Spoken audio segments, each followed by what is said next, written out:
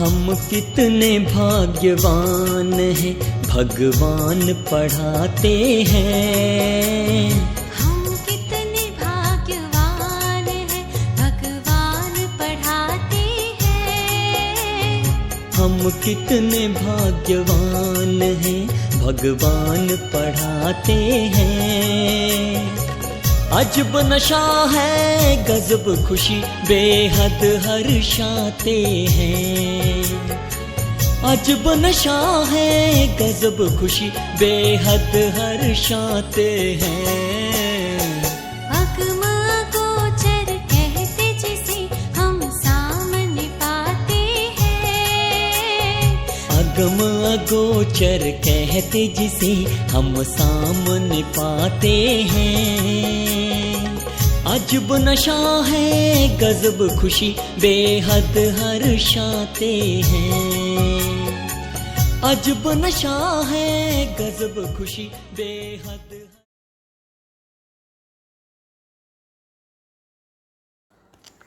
ఓం శాంతి. అవ్యక్త చింతన ఫిబ్రవరి 4, 2024 ఆదివారం రోజు జరిగిన అవ్యక్త మురళి యొక్క చింతన ఇప్పుడు చేద్దాము.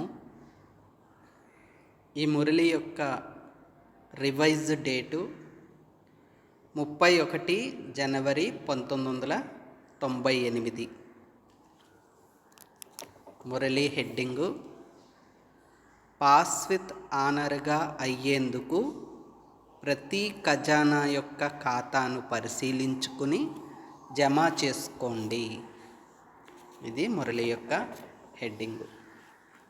అంటే బాబా టీచర్ కదా, మనందరం ఈశ్వరీయ విద్యార్థులం.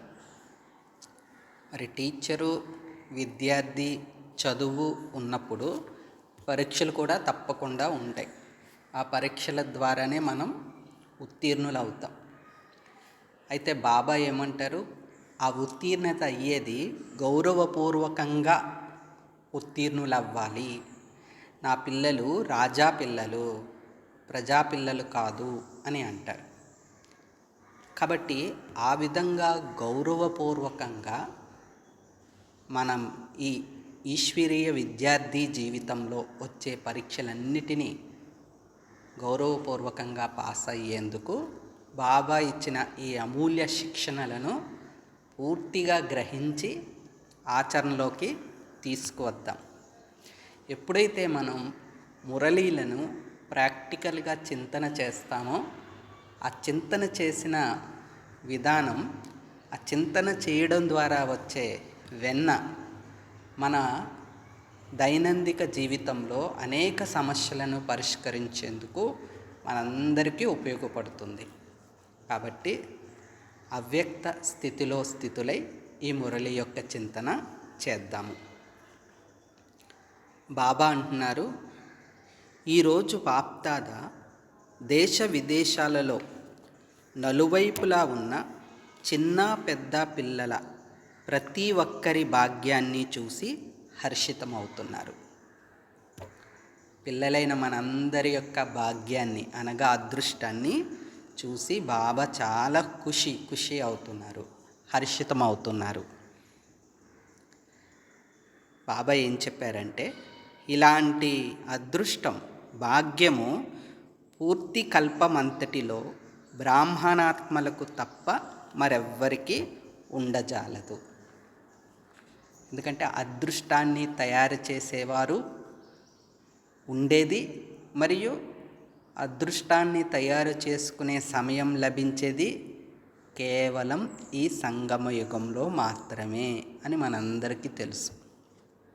అందుకనే బాబా ఏం చెప్తారు, సంగమ యుగం యొక్క అమూల్య క్షణాలను సద్వినియోగం చేసుకోండి. ఊరికే అలా టైము పాస్ చేయకూడదు. ప్రతి సెకండ్ని మనం సమర్థవంతంగా ఉపయోగించుకోవాలి. అలా ఉపయోగించుకోవాలంటే మనం ప్రతి సమయాన్ని రొటీన్గా కాకుండా విభిన్న రీతులలో మనం పురుషార్థాన్ని చేస్తూ ఉండాలి. ఒక్కొక్కసారి జ్ఞానము, ఒక్కొక్కసారి యోగము, ఒకసారి ధారణ, మరొకసారి సేవ, ఇలా విభిన్నత తీసుకురావడం ద్వారా మనం సమయాన్ని సద్వినియోగం చేసుకుంటాం. మనం ఎప్పుడైతే సమయాన్ని సద్వినియోగం చేసుకోగలుగుతామో అది ఒక అదృష్టమే. సమయాన్ని రక్షించుకోవడం అని అంటారు కదా, ఆ విధంగా బాబా అంటున్నారు, పూర్తి కల్పమంతటిలో బ్రాహ్మణాత్మలకు తప్ప ఇలాంటి భాగ్యం ఉండదు అంటున్నారు. మరి మనం కూడా మన అదృష్టాన్ని గుర్తించి ఆ అదృష్టం యొక్క స్వరూపంలో స్థితులైనప్పుడు ఆ అదృష్టానికి పూర్తి సార్థకత అనేది ఉంటుంది. బాబా చెప్తున్నారు ఏంటంటే, దేవతలు కూడా బ్రాహ్మణుల జీవితాన్ని చాలా శ్రేష్టమని భావిస్తారు. ఎందుకంటే చూడండి, మొత్తం 5000 సంవత్సరాల ఈ డ్రామా చక్రంలో మనం దేవతలతో పాత్ర చేశాము, తర్వాత మిగతా క్షత్రియులతో, ఇంకా అనేక రకాలతో మనుషులతో పాలన పొందాము, పాలన చేశాము. కానీ భగవంతుడితో పాలన పొందేది, భగవంతుడితో జీవితాన్ని అనుభవం చేసుకునేది ఈ సంగమయుగంలో మాత్రమే కదా. దేవతలకి ఈ భాగ్యం లేదని చెప్తారు కదా బాబా. కాబట్టి పిల్లలైన మనకి ఎంతటి గొప్ప నష ఉండాలి అంటే, ఓహో భగవంతుడే స్వయంగా కూర్చుని నా అదృష్టాన్ని తయారు చేస్తున్నారు. బాబా ఏమంటారు, పిల్లలు కేవలం మీరు గీత గీయండి, దాని మీద ఆల్రెడీ మీ అదృష్టం తయారయ్యే ఉంది అంటున్నారు. మరి ఆ గీత కూడా గీయలేమా? బాబా చెప్పేది మనం ఒకసారి విచారసాగర్ మదనం చింతన చేద్దాం. మనం బాబా ఏమి కష్టం చెప్తారు మనకి? సంబంధాలలో ఆత్మీయత ఉండాలి అంటారు, మీ మాటలు మధురత ఉండాలి అంటారు, సంకల్పాలలో శ్రేష్టత, పవిత్ర భావనలు ఉండాలి అంటారు, శుద్ధమైన భోజనం చేయండి అంటారు. ఒక్కసారి ఆలోచిస్తే, మామూలుగా కూడా లౌకిక విధానంతో ఆలోచించిన బాబా చెప్పే సూచనల్లో ఏమి కష్టం ఉంది? మనం కష్టం చేసుకుంటున్నాం తప్ప కష్టమైంది ఏదైనా ఉందా? ప్రతీదీ మన ఉన్నతి కోసమే, మన ఆరోగ్యం కోసం, మన ఆనందం కోసం, మన జీవితం కోసం బాబా ఎన్నెన్నో అమూల్య శిక్షణలను, ఒక విధంగా చెప్తే అర్థమవ్వదని అనేక రీతులలో బాబా తన మురళీల ద్వారా ఎంతో అమూల్య శిక్షణలను ఇస్తున్నారు. మరి చెప్పేవారు ఉండడం కూడా అదృష్టం అంటారు చూడండి. కొంతమంది జీవితంలో తప్పులని ఎంచి సరిదిద్దే వాళ్ళు లేక వారి జీవితాలు రకరకాలుగా తయారవుతూ ఉంటాయి. కానీ బాబా ఈ మురళీలో ఎలా చెప్పారంటే, మనం ఆ పాయింట్స్ విని మనకే చాలా అనుభూతి కలుగుతుంది, గొప్ప అనుభూతి కలుగుతుంది. ఎంత అదృష్టం అంటే భగవంతుడు ఇన్ని విధాలుగా మనల్ని పాలన చేస్తారా అని ఒకసారి చింతన చేద్దాం. కాబట్టి బాబా అంటున్నారు, మీరు జన్మించడంతోనే మీ అదృష్టం కూడా ఎంతో శ్రేష్టంగా ఉంది అని అంటారు. మనం పుట్టడమే, జన్మించడమే అదృష్టంతో జన్మించామంట. భగవంతుడి దగ్గర ఈ అమూల్యమైన దివ్య జన్మ తీసుకోవడంతోనే అదృష్టం మొదలయ్యింది. ప్రతి ఒక్కరూ మీ జీవితాన్ని ఆది నుండి చూసుకోండి. ఒకసారి బ్రాహ్మణ జీవితాన్ని పరిశీలించుకోండి. మనం చింతన చేద్దాం, మన జీవితం ఏంటి, ఆది నుండి ఎలా ఉంది బ్రాహ్మణ జీవితం అనేది ఒకసారి చింతన చేయండి. మన తల్లి ఎవరు, తండ్రి ఎవరు, టీచర్ ఎవరు, మన సద్గురువు ఎవరు ఆలోచించండి.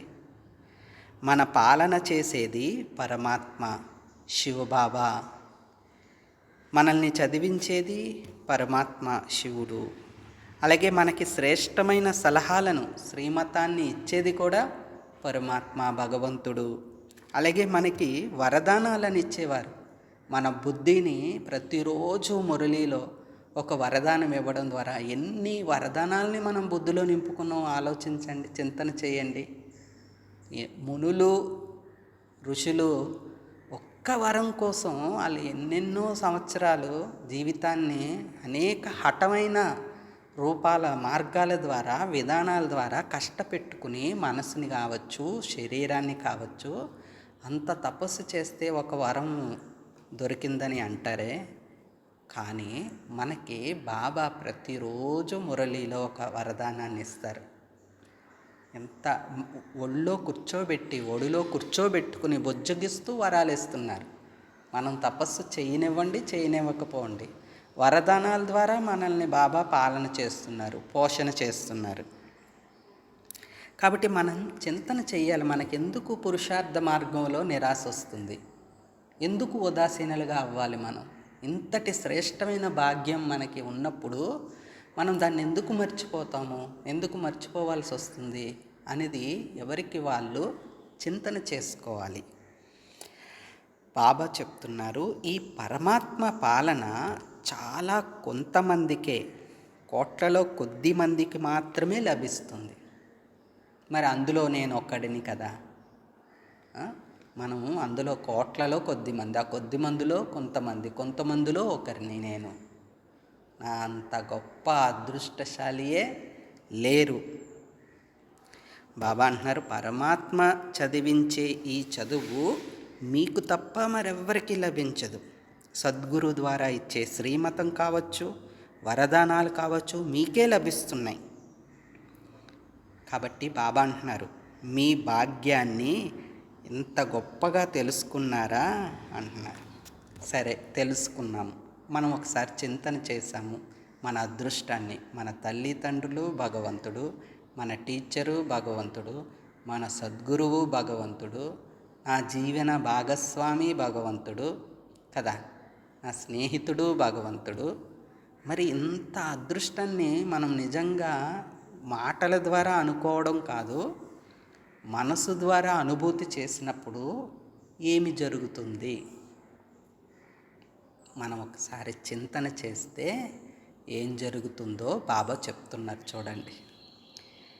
మీ భాగ్యాన్ని స్మృతిలో స్వరూపంగా చేసుకున్నట్లయితే ఆ భాగ్యం యొక్క స్మృతిలో, ఆ భాగ్యం యొక్క ఉయ్యాలలో, స్మృతి అనే ఉయ్యాలలో ఊగుతూ ఉంటారు. మరి చూడండి, ఎప్పుడైనా ఉయ్యాల్లో ఊగే వాళ్ళకి ఎంత నిశ్చింతగా ఉంటుంది, హ్యాపీగా ఉంటుంది కదా, సంతోషంగా ఉంటుందా లేదా? మరి మీ భాగ్యం యొక్క స్మృతి అనే ఊయలలో ఊగుతూ ఉంటారు. రెండవది, పాట పాడుకుంటూ ఉంటారు. లాటరీ టికెట్ ద్వారా లాటరీ దొరికిన వాళ్ళకి ఎంత ఖుషి ఉంటుంది. అలా బాబా అంటున్నారు, మీరు కూడా మీ భాగ్యాన్ని స్మృతిలో ఉంచుకుంటే ఒక పాట పాడతారు. ఏమిటి ఆ పాట అంటే, ఓహో నా భాగ్యము ఓహో. బాబా మొన్నటి అవ్యక్త చింతనలో కూడా మనం చదువుకున్నాం. ఏంటి అంటే, హృదయం పాడుకునే పాట ఇది, హృదయాంతరాల నుండి వచ్చే పాట. ఓహో నా భాగ్యం. మామూలుగా కూడా మనం ఒకసారి ఆలోచిస్తే సంగీతం అనేది ఆ వైబ్రేషన్స్ ద్వారా చాలా ఇంద్రజాలం చేస్తుంది అన్నమాట. నిరాశను తొలగిస్తుంది, మనసు యొక్క వైబ్రేషన్స్ని సెట్ చేస్తుంది అంటారు. ఏమంటారు వైద్యుల దగ్గరికి వెళ్తే టెన్షన్స్తో అది వెళ్ళారనుకోండి, లౌకికంగా వాళ్ళు ఏం సలహా ఇస్తారంటే మంచి మ్యూజిక్ వినండి, మెడిటేషన్ చేయండి అంటారు. కానీ ఇక్కడ బాబా మనకి ప్రాప్తులను పూర్తిగా నింపి పాటలు పాడుకునేలా చేస్తున్నారు. కాబట్టి మనం మురళి వినడం ఒక ఎత్తు అయితే, దాన్ని అర్థం చేసుకోవడం మరొక ఎత్తు, దాన్ని మననం చేయటం, ఆ స్వరూపంలో స్థితి అవటం, ఇవి విధానం అన్నమాట, ప్రాసెస్ అన్నమాట. మురళి యొక్క వినే విధానం అంటే, మనం రోజు మురళి వింటాం. ఆ మురళి విన్నదాన్ని ఎప్పుడైతే మనం మదనం చేసుకుంటామో, చింతన చేస్తూ ఉంటామో, దాని నుండి సారం అనేది మన ఆత్మలోకి నిండుతుంది అన్నమాట. ఎప్పుడైతే ఆ సారం నిండుతుందో, ఆ పరిస్థితి వచ్చినప్పుడు ఆటోమేటికల్గా మన నుండి ఆ కావలసిన గుణం కాను, శక్తి కావచ్చు, అది బయటకు వస్తుంది అన్నమాట. కాబట్టి మనం ఈ అవ్యక్త మురళిని ఈ విధంగా చింతన చేద్దాం. కాబట్టి మనం ఎప్పుడైతే ఈ భాగ్యాన్ని స్మృతిలో ఉంచుకుని హుషారుగా ఒక ఆత్మిక నశలో ఉంటామో, ఈ నశ అనేక రకాలైన విఘ్నాలని మనకు తెలియకుండానే సమాప్తం చేస్తుంది. చూడండి, ఎప్పుడైనా సరే మన స్థితి కిందకి దిగినప్పుడు పరిస్థితులు అనేవి ఎక్కువగా వస్తున్నాయని అనిపిస్తుంది. కానీ ఎప్పుడైతే మనం ఒక బట్టీలో అటెండ్ అవుతామో, ఒక విశేషమైన యోగా ప్రోగ్రాంలో కూర్చుంటామో, స్మృతి చేస్తామో, ఆ తర్వాత కొద్ది రోజుల వరకు పరిస్థితులు అనేవి ఏమీ ఉన్నట్టు అనిపించవు. వాస్తవానికి పరిస్థితులు ఎప్పుడూ ఉంటాయి. ఎందుకంటే ఈ ప్రపంచమే ఏ ప్రపంచం, మాయా ప్రపంచం అని చెప్తారు కదా బాబా, తమో ప్రధాన ప్రపంచం. కాబట్టి ఉంటాయి, తప్పకుండా ఉంటాయి. కానీ ఎప్పుడైతే మన స్థితి అనేది హయ్యెస్ట్ లెవెల్లో, ఒక రకమైన ఉన్నతమైన స్థితిలో మనం ఉంటామో, అప్పుడు మనం ఒక ఫ్లైట్లో ఎగురుతున్నట్టు. పైన ఆకాశంలో ఉన్న వాళ్ళకి కింద ఉన్న వస్తువులు, భూమి మీద ఉన్న వస్తువులు ఎలా అయితే చిన్న చిన్నవిగా కనిపిస్తాయో, అలాగే మన ఆత్మ యొక్క స్థితి అనేది ఉన్నతంగా చేసుకున్నప్పుడు పరిస్థితులు కావచ్చు, విఘ్నాలు కావచ్చు, వ్యక్తుల యొక్క స్వభావ సంస్కారాలు ఏదైనా సరే అవి తక్కువగా కనిపిస్తాయి. కామన్ కదా, మనం ఒక దయాభావంతో ఉంటాం, ఒక కళ్యాణకారి భావంతో ఉంటాం. వాళ్ళు ఇంకా తెలుసుకోలేదు కదా, తెలుసుకుంటారులే, వాళ్ళు పరివర్తన అవుతారు, అలా ఈ రకమైన పాజిటివ్ వైబ్రేషన్స్ మన నుండి ఉత్పన్నం అవుతాయి. కాబట్టి మనం ఒక మెకానికల్గా, ఒక యాంత్రికంగా మురళి వినేసామా, ఈరోజు స్లోగన్ను చదివేసామా, సమానం రాసేసామా, ఇది కాదు. మనం ఆత్మీయంగా మన జ్ఞానము, రమణీకమైన జ్ఞానాన్ని అంతే రమణీకంగా మనం అభ్యాసం చేయాలి. అయితే బాబా ఇప్పుడు మన భాగ్యం గురించి ఏ విధంగా అర్థం చేస్తున్నారంటే ఇంతకు మించి. కాబట్టి ఇప్పుడు మనం బాబా చెప్పిన ఈ మహావాక్యాల్ని చింతన రూపంలోకి తీసుకొద్దాం. ఎక్కువ ఆలోచించద్దు, ఒక్క రోజును ఉదాహరణగా తీసుకోమన్నారు బాబా ఈ మురళిలో. అంటే మీ యొక్క దినచర్య ఎలా ప్రారంభమవుతుంది, ఎలా ముగుస్తుంది, ఒకసారి చింతన చేద్దాం. మనం మన యొక్క ప్రతిరోజు ఏ విధంగా ప్రారంభమవుతుంది అంటే, శివబాబా యొక్క ప్రేమతో మన రోజు ప్రారంభమవుతుంది. అంటే మన రోజు యొక్క ప్రారంభ ముహూర్తమే బాబాతో మొదలవుతుంది. పరమాత్మ ప్రేమే మనల్ని నిద్ర నుండి మేల్కొలుపుతుంది అంట. మేల్కొలుపుతుందా మనల్ని? మనం ఎన్నో అలారాలు పెట్టుకుంటాం కదా. ఫస్ట్ ప్రారంభంలో అమృత వేళ కోసం అలారాలు పెట్టుకుంటాం మొబైల్స్లో. ఆ అలారం మోగగానే మేల్కొని మనం యోగం చేయడానికి సిద్ధమవుతాం కదా. కానీ ఆ యోగం అనేది శక్తిశాలిగా ఉండాలి, సహజంగా ఉండాలి అంటే మనం మేల్కొనే విధానం కూడా గాబరాగా అమృతవేళ కదా, చెయ్యాలి కదా అని అనుకోకుండా ఒక ప్రీతిగా బాబాతో యోగం చేయాలి, నా తండ్రిని, ఆత్మిక తండ్రిని, ప్రియమైన తండ్రిని కలుసుకోబోతున్నాను అన్న కాన్షియస్తో మనం మేల్కోవాలి. అంటే మనది అలా మేల్కొనేలా చేసేదే పరమాత్మ ప్రేమ. బాబా అంటున్నారు, ప్రేమ లేకపోతే మీరు ఆ సమయంలో మేల్కోలేరు. పరమాత్మ ప్రేమయే సమయం యొక్క గంట, ధ్వని లేదా అల్లారము అని అంటున్నారు బాబా. అంతేకాదు, పూర్తి రోజంతా కూడా మనం ఏ కర్మ చేసినా ఆ కర్మలో బాబా తోడుగా ఉంటారంట. ఇది ఎవరు చెప్తున్నారు? స్వయంగా భగవంతుడు చెప్తున్నది. సత్యం శివం సుందరమైన పరమాత్మ శివబాబా చెప్తున్న మహావాక్యాలు ఇవి. మనం వాటిని మన హృదయంలో ప్రింట్ చేసుకున్నప్పుడు మనం చేసే కర్మలు చేసే సమయంలో మన స్థితి అనేది యాక్యురేట్గా ఉంటుంది అన్నమాట. బాబా ఏం చెప్పారంటే, స్వయంగా తండ్రి తన పరంధామాన్ని వదిలి మిమ్మల్ని చదివించేందుకు వస్తున్నారంటే మీది ఎంత గొప్ప భాగ్యం. కొంతమంది విద్యార్థులు కారులో వెళ్ళచ్చు స్కూల్కి, లేకపోతే కొంతమంది చాలా పెద్ద పెద్ద గొప్ప వ్యక్తుల యొక్క పిల్లలు ఏం ఫీల్ అవుతారంటే, మేము పలానా తల్లిదండ్రుల యొక్క సంతానం, మా నాన్నగారు మా అమ్మగారు చాలా గొప్ప వాళ్ళు అనుకుంటుంటారు కదా. ఆ రకమైన నషాలో ఉంటారు కదా. అలా బాబా అంటున్నారు, మిమ్మల్ని చదివించడానికి మీ టీచరు ఎవరు? మన టీచరు పరమాత్మ. ఎవరి కోసమైతే ప్రపంచం అంతటా కూడా అనేక రకాల రూపాలలో పూజలు చేస్తున్నారు, ఇంకా అనేక సాధనలు చేస్తున్నారు, తపస్సు చేస్తున్నారు, ఒక్క క్షణకాల దర్శనం కోసం వాళ్ళు వేచి ఉన్నారు. అటువంటి పరమాత్మ మన కోసం అత్యంత దూరమైన పరంధామం నుండి ఇక్కడికి వచ్చి మనల్ని చదివిస్తున్నారంటే మనం ఎంత అదృష్టవంతులం. గుర్తు చేసుకోలో ఈ జ్ఞానం అంతా కూడా స్మృతే కదా, స్మరణయే కదా. జ్ఞానం యొక్క సారమే స్మరణ. కల్ప క్రితం జరిగినవి బాబా మనకు గుర్తు చేస్తున్నాను అంటారు. అలా భగవంతుడు ప్రతిరోజు తన ధామాన్ని చదివించేందుకు వస్తున్నారని ఎప్పుడైనా విన్నారా అని అడుగుతున్నారు బాబా. బహుశా పిల్లలేని మీరు ఇంత దూరం నుండి వచ్చినా పరంధామం కంటే దూరదేశం మరొకటి లేదు కదా. అంతే కదా. మనం ఆఫ్రికా నుండి వచ్చినా, అమెరికా నుండి మౌంట్ ఆబు వెళ్ళి బాబాను కలుసుకున్నా, కానీ మనతో కలుసుకునేందుకు వచ్చిన బాబా చాలా దూరం, లెక్కించలేనంత దూరం నుండి వస్తున్నారు. బాబా అంటున్నారు, ఉన్నతాతి ఉన్నతమైన ధామం నుండి ఉన్నతాతి ఉన్నతమైన భగవంతుడు ఉన్నతాతి ఉన్నతమైన పిల్లలను చదివించేందుకు వస్తున్నారు. చూడండి, మనం ఎలా ఉన్నా, మన స్థితి ఎలా ఉన్నా, మన కర్మలు సాధారణంగా ఉన్నా,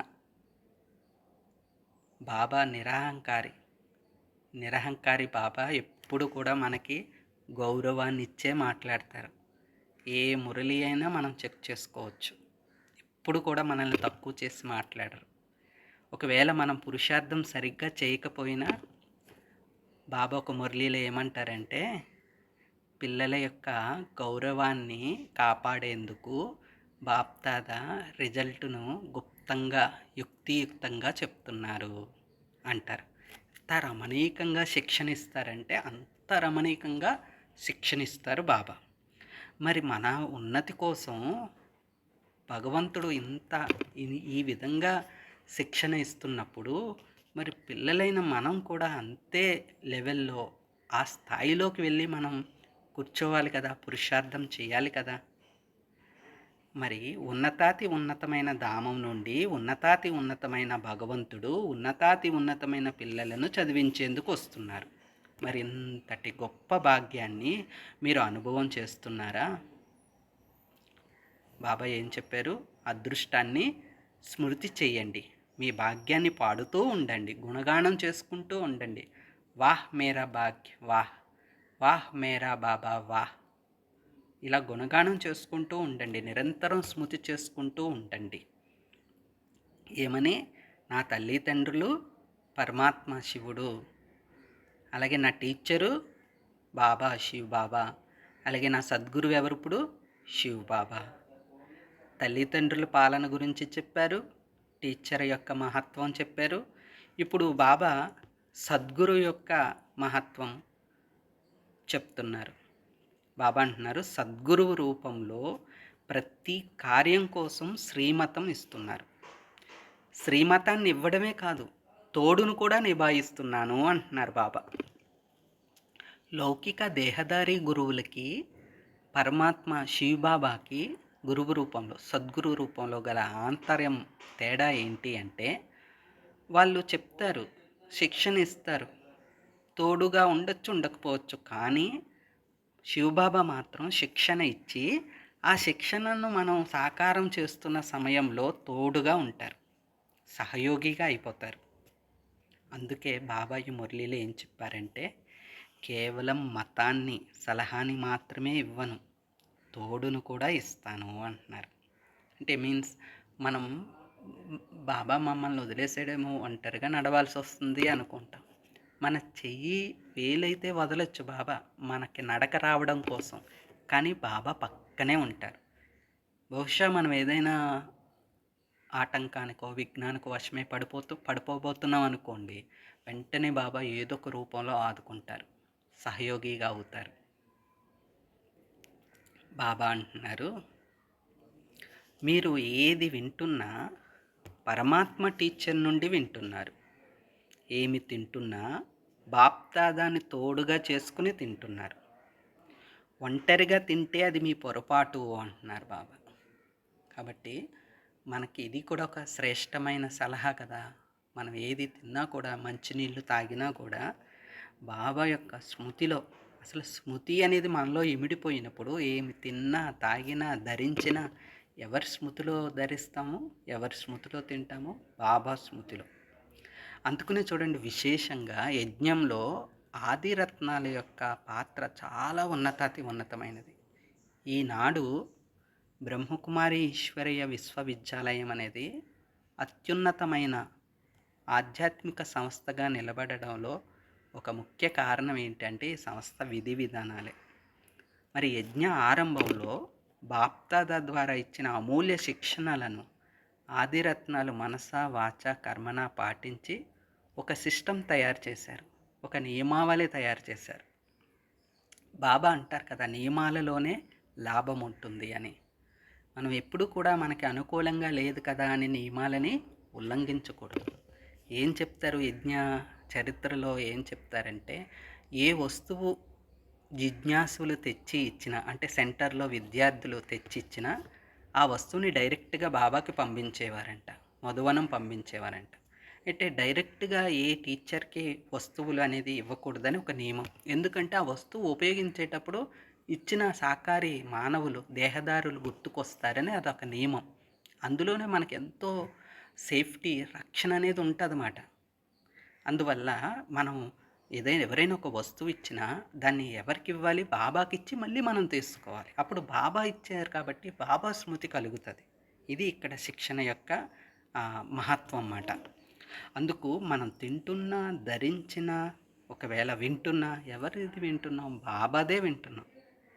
ఏ అక్కయ్య చెప్పింది వినట్లేదు, ఏ అన్నయ్య చెప్పింది వినట్లేదు కదా, పరమాత్మ చెప్పిన అమూల్య మహావాక్యాల్ని వింటున్నాం. మైక్ ఏదైతే మనకెందుకు, బాబా చెప్పిన జ్ఞానము మనం అవగాహన చేసుకోవాలి. బాబా అంటున్నారు, అందుకని ఒంటరిగా కూడా మీరు తినకూడదు. ఒంటరిగా తింటున్నారంటే అది పొరపాటు అంట. అలాంటి పొరపాట్లు ఏమన్నా చేస్తే మనం సరిదిద్దుకోవాలి. బాబా అయితే ఎప్పుడూ ఒకటే చెప్తారు, పిల్లలు నా జతలో తినండి అంటారు. ఒంటరిగా అయిపోయి తినకండి, నా జతలో తినండి. మరి పిల్లలైన మీరు కూడా ఏమని ప్రతిజ్ఞ చేశారు? మనం బాబాతో ప్రతిజ్ఞ చేశాం కదా, ఏమని? తోడుగా ఉంటాము, తోడుగా తింటాము, తోడుగా తాగుతాము, తోడుగా నిద్రిస్తాము, తోడుగానే వెళ్తాము. మనము ప్రతిజ్ఞ చేసాము, బాబా కూడా ప్రతిజ్ఞ చేశారు. పరస్పరం ప్రతిజ్ఞలు చేసుకున్నాం. ఈ తోడు అనేది ఎప్పుడు కూడా మనం విస్మరించకూడదు, మర్చిపోకూడదు. సెకను శ్వాసలో బాబా యొక్క తోడును అనుభవం చేసుకోవడం కూడా ఒక అదృష్టమే. కాబట్టి ఇన్ని విధాలుగా స్వయం సాక్షాత్తు భగవంతుడే మన దగ్గరకు వచ్చి తన ఒడిలో కూర్చోబెట్టుకుని ఇంతగా భాగ్యాన్ని కల్పిస్తున్నప్పుడు మనకి ఇంకేం కష్టం ఆ భాగ్యాన్ని గుర్తు చేసుకోవడంలో, ఆ భాగ్యాన్ని మనం తయారు చేసుకోవటంలో. అయితే బాబా చెప్తున్నారు, తోడుగా నిద్రించాలి, ఒంటరిగా నిద్రించకండి అంటున్నారు. మరి ఒంటరిగా నిద్రించడం వల్ల వచ్చే అనర్థాలు ఏంటి? దానివలన పురుషార్థ మార్గంలో వచ్చే ఆటంకాలు ఏంటి అనేది రేపటి భాగంలో విందాము. కాబట్టి ప్రతి ఒక్కరూ కూడా ఈ ఆదివారం ఫిబ్రవరి 4వ తేదీన వచ్చిన అవ్యక్త మురళిని మరలా చదువుకుని మీకు మనసుకి నచ్చిన పురుషార్థ మార్గాన్ని తీవ్రం చేసే పాయింట్లని చక్కగా ఒక బుక్లో రాసుకోండి, లేదంటే మననం చేసుకుంటూ ఉండండి. మిగతాది రేపటి భాగంలో విందాము. ఆత్మిక తండ్రికి, ఆత్మిక పిల్లల యొక్క ఈశ్వరీయ మధుర స్మృతులు, శుభోదయం మరియు నమస్తే. బాబా నమస్తే. अच्छा, ओम शांति। जिसको दुनिया ये ढूंढती हर पल, जिसको दुनिया ये ढूंढती हर पल, नैनों में वो मेरे समाए हैं। बच्चों के बुलावे पर वो धरती पर आते हैं। बच्चों के बुलावे पर वो धरती पर आते हैं। अजब नशा है गजब खुशी बेहद हर्षाते हैं। अजब नशा है गजब खुशी बेहद हर्षाते हैं।